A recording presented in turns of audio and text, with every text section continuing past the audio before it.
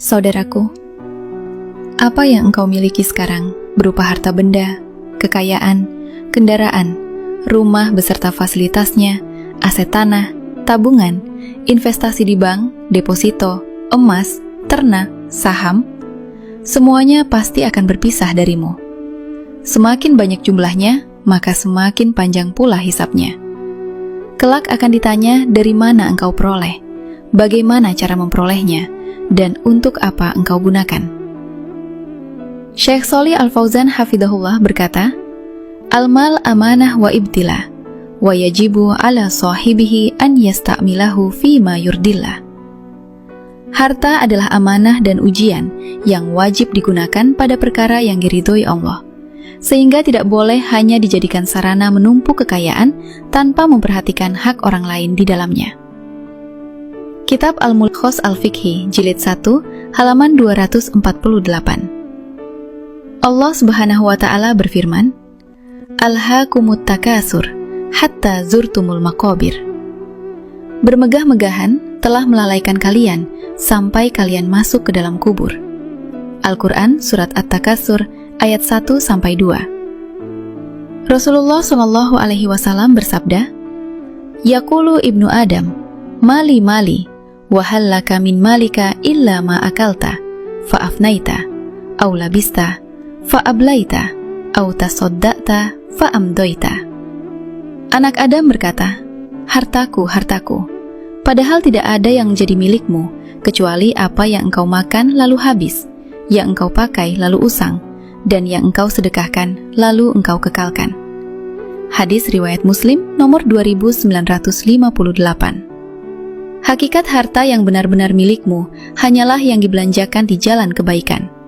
Begitu pula yang engkau cintai saat ini, istri cantik yang selalu engkau banggakan akan menua seiring berjalannya waktu.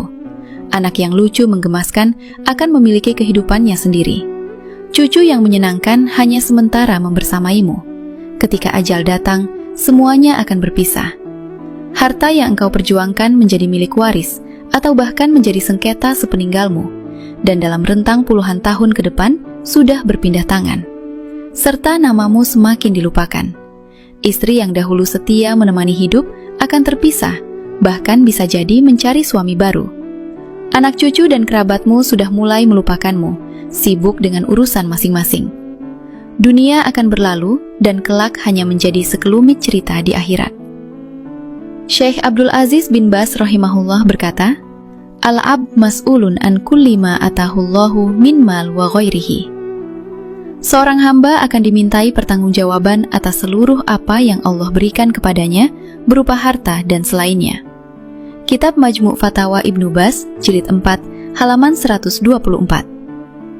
Sekarang pun sama. Ketika engkau hidup di dunia, negeri akhirat baru sekedar cerita dalam pandangan sempit pikiranmu, sehingga masih banyak yang lalai dan larut dalam perjalanan dunia. Lihatlah fakta yang ada. Masjid sebagai indikator hidupnya iman di suatu pemukiman. Ketika azan berkumandang, seolah menjadi pemukiman tidak berpenghuni. Hanya beberapa gelintir yang tergerak hatinya menunaikan sholat berjamaah. Syekh Dr. Umar Sulaiman Al-Ashqar rahimahullah berkata dalam ceramahnya, Ad-dunya za'ilah, wala yabqa lil insan illa amaluhu. Dunia pasti akan hilang dan tidak tersisa bagi manusia kecuali amalnya. Selagi ada waktu, maka berbenahlah, karena pada hakikatnya kita masing-masing akan sendirian mempertanggungjawabkan hidup, sendirian di alam kubur, sendirian menghadapi hisab dan siksa. Sebagian muslim salah memahami bahwa ibadah seperlunya, ketaatan seadanya, dan pemahaman agama sekedarnya, dengan anggapan kalau sudah mati akan didoakan, akan ditahlilkan dan diyasini, akan dikirimi doa.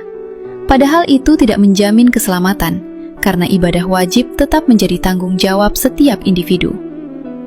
Imam Al-Hasan Al-Bashri rahimahullah berkata, Innamal mu'minu khawifun musyfik, la yadri ma yukbalu minhu wa ma yuraddu alaihi. Seorang mukmin itu selalu takut dan khawatir. Ia tidak tahu amal mana yang diterima dan mana yang ditolak. Kitab Az-Zuhud, halaman 289. Jika engkau memiliki kelapangan harta, Jangan lalai dengan terus menambah saldo, meningkatkan banyaknya status kepemilikan, sehingga menutup mata terhadap kesulitan saudaramu yang sedang terlilit hutang, yang kesulitan memenuhi kebutuhan hidup, yang tersiksa batinnya karena membiayai pendidikan anak. Bisa jadi sedikit kepedulianmu justru yang akan menyelamatkanmu kelak.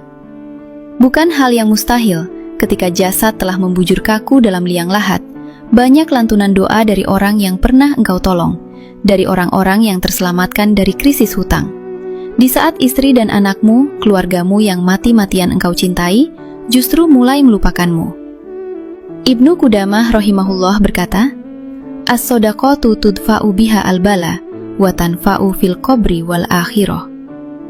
Sedekah dapat menolak bala dan bermanfaat di dalam kubur serta di akhirat. Kitab Al-Mughni, Jilid 2, halaman 280.